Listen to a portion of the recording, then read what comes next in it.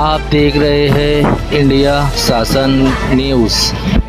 Doctor Nausheen, फिरदौस अकील शेख और शेख अकील शेख अलीउद्दीन, ये दोनों ने आज KR पाटिल साहब के कोर्ट में बेल एप्लीकेशन नंबर 882/2025 दायर किया था, जिसमें आरोपियों के वकील ने कोर्ट में ऐसी पैरवी की कि जो आरोपी क्रमांक 1 शेख मोहम्मद इलियास जो है, उन्होंने अपने PCR के दरमियान में डॉक्टर नौशीन, उनके शौहर और उनके देवर नदीमुद्दीन अलीउद्दीन यानी नदीम फिटर का नाम लिया और उसी के साथ साथ उन्होंने ऐसी पैरवी की कि मोहम्मद इलियास ने यह मामले में अपना बर्डन, अपने ऊपर के एलिगेशंस नौशीन और उनके हस्बैंड पे शिफ्ट करने के लिए और उनके देवर पे शिफ्ट करने के लिए जानबूझकर ये एलिगेशंस लगाए। उसी के साथ साथ उन्होंने कोर्ट में यह भी कहा कि यह FIR दायर होने में कम से कम 8 महीने का डिले नजर आता है। इतने अरसे तक FIR दाखिल न होने का रीजन क्या, और जो पीड़िता है और जो डॉक्टर नौशीन है उनका दूर दूर तक कोई रिलेशन नहीं है। उसी के साथ साथ 3 केस लॉज भी उन्होंने कोर्ट में पेश किए और लगभग उन्होंने आधा घंटा कोर्ट में बहस करते हुए आरोपी क्रमांक 2 और 3 की पैरवी की। हमने पीड़िता यानी प्रोसिक्यूट्रिक्स की जानिब से आर्ग्यू करते वक्त कोर्ट में यह कहा कि सबसे पहले यह देखना जरूरी है कि वेदर प्रोसिक्यूट्रिक्स वाज अ प्रोमिस्क्यूटी और नॉट, पीड़िता किसमें रजामंदी थी या नहीं। उसी के साथ साथ हमने कोर्ट को बताया, अगर आप आरोपियों के वकील साहब का अगर बेल एप्लीकेशन देखेंगे तो बेल एप्लीकेशन का पॉइंट नंबर 3 यह बताता है कि मोहम्मद इलियास को जब अटक हुई तो अटक होने के बाद में उन्होंने इनके नाम का जिक्र किया और इस बुनियाद पर ये तीनों को आरोपी बनाया गया। हमने कोर्ट को बताया कि वकील साहब को गलत और अधूरी मालूमात मिलने की वजह से वो सारी सही स्टोरी कोर्ट के सामने नहीं ला सके। हकीकत में बात यह है कि जो सप्लीमेंट्री स्टेटमेंट जो था उसके अंदर पीड़िता ने खुद ये तीनों का नाम लिया है, डॉक्टर नौशीन, उनके शौहर और उनके देवर का। उसी के साथ साथ जो MIM के एक्स कॉर्पोरेटर हैं उन्होंने भी तीनों का नाम लिया है। और उसके अलावा जो आरोपी क्रमांक 3 और 4 यानी शेख अकील और नदीम फिटर के जो भाई है सलीमुद्दीन अलीउद्दीन ने 13/7/2024 के दिन मोहम्मद खान पीर खान के साथ एक रेंट एग्रीमेंट किया था और वो रेंट एग्रीमेंट उसी प्रॉपर्टी के रिगार्डिंग है जहां पर यह वाकया पेश आया। हमने कोर्ट को यह भी बताया कि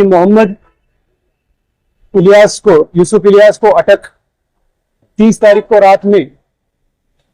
11:56 पे हुई। उनको दूसरे दिन कोर्ट में प्रोड्यूस किया गया और कोर्ट ने उनको 3 दिन का PCR दिया, यानी 2 तारीख तक उनको PCR दिया। और हमने ये भी बताया कि मोहम्मद यूसुफ के कहने पर ये आरोपी नहीं बने और उस वजह से 2 तारीख को जब स्टेटमेंट दिया गया पीड़िता की जानिब से और एक्स कारपोरेटर की जानिब से, तो 2 तारीख को शाम में 6:31 पर जो डॉक्टर नौशीन उनके शौहर को अटक किया गया और आरोपी क्रमांक 4 यानी नदीम फिटर को भी उसमें आरोपी बनाया गया। 3 तारीख को डॉक्टर नौशीन को 5 दिन के PCR रिपोर्ट के साथ में कोर्ट में पेश किया गया और उसी दिन मोहम्मद इलियास का जो है वो MCR रिपोर्ट पेश किया है। 8 तारीख तक उनको PC में रखा, उसके बाद में बेल एप्लीकेशन दायर किया। हमने कोर्ट में बताया कि सलीमुद्दीन अलीउद्दीन ने भी इनके खिलाफ में स्टेटमेंट दिया है और उन्होंने अपने स्टेटमेंट में ये क्लियरली कहा है कि जिस रोज ये वाकया पेश आए यानी 25 जनवरी 2025 को दोपहर में 3 बजे से लेकर तो 4 बजे तक और फरवरी के दिन 3 बजे से लेकर 4 बजे तक ये जो वाकया पेश आया, उस वक्त डॉक्टर नौशीन इनसे घर की चाबी लेकर गई थी और उस बारे में उनको कोई भी इल्म नहीं था और उसका इल्म जो है उनको ये वाकया ये FIR दाखिल होने के बाद में हुआ। हमने फिर कोर्ट से ये भी कहा कि 164 का स्टेटमेंट जब कोर्ट पढ़ेगा तो कोर्ट को सारी चीजें क्लियर हो जाएगी। और जो 3 केस लॉ आरोपियों के वकील ने दाखिल किए थे, हमने कोर्ट को बताया पहला केस लॉ जो है NDPS की बुनियाद पर है। मैंने कहा कुछ गलतफहमी शायद से इनकी हुई है, ये मामला पॉक्सो का NDPS का नहीं, तो ये जो जजमेंट की कॉपी है ये इसमें एप्लीकेबल होती नहीं है। दूसरा ये था केस लॉ कि कन्फेशन सेक्शन 30 जो एविडेंस एक्ट का था उसकी बुनियाद पर, और उसमें दूसरा पॉइंट ये था कि अगर एक आरोपी दूसरे आरोपी के खिलाफ में गवाही दे तो उसको कोई भी सीआर में आरोपी नहीं बनाया जा सकता। तो हमने कहा साहब ये अधूरी मालूमात की बुनियाद पर इन्होंने गलत केस लॉ कोर्ट के सामने पेश किया है। मोहम्मद यूसुफ मोहम्मद इलियास की वजह से इनको आरोपी नहीं बनाया गया, जबकि इनको आरोपी एक एक्स कॉर्पोरेटर इमाम, उसके बाद में सलीमुद्दीन अलीउद्दीन और लड़की के खुद के कहने पर आरोपी बनाया गया। और तीसरा केस में उन्होंने पेश किया एक गाड़ी का, एक व्हीकल का, जिसकी बुनियाद पे इनको आरोपी बनाया जाए, इनका बेल ना दिया जाए। हमने कहा ये यहाँ पर गाड़ी का कोई मामला नहीं, इसमें कोई भी कनेक्शन और कोई कंसर्न नहीं है। इसलिए हमने कोर्ट के सामने हमने भी काफी केस लॉ पेश किए और हमने कोर्ट को बताया कि एक लीगल टर्म बहुत फेमस है जो क्रिमिनल लॉ जर्नल में है कि एक्टस रियस नॉन फैसिट रियम लिसिन इन सीट रिया, act alone does not constitute a crime but it must be accompanied by a guilty mind. और इनका गिल्टी माइंड इसमें नजर आता है। और जो आरोपी के वकील ने कहा था कि ये पीड़िता का और ये आरोपी 2, 3 और 4 का कोई कनेक्शन नहीं, तो हमने कोर्ट को कहा पुलिसों के से रिपोर्ट में आप देखिए उसमें बाकायदा ये लिखा हुआ है कि जो पीड़िता है वो आरोपी क्रमांक 2 के यहां पर काम करती थी। और ये इसी वजह से सेक्शन जो है 16 पॉक्सो एक्ट का और 308 जो है वो बीएनएस का ऐड किया गया। और ये ऐड करने के पीछे की वजह वही है। और सेक्शन 29 जो है वो पॉक्सो एक्ट का, जिसमें presumption as to certain offences है, उसका प्रिजम्पशन है, उसको रिवर्ट करना जरूरी है। और पॉक्सो मामले के अंदर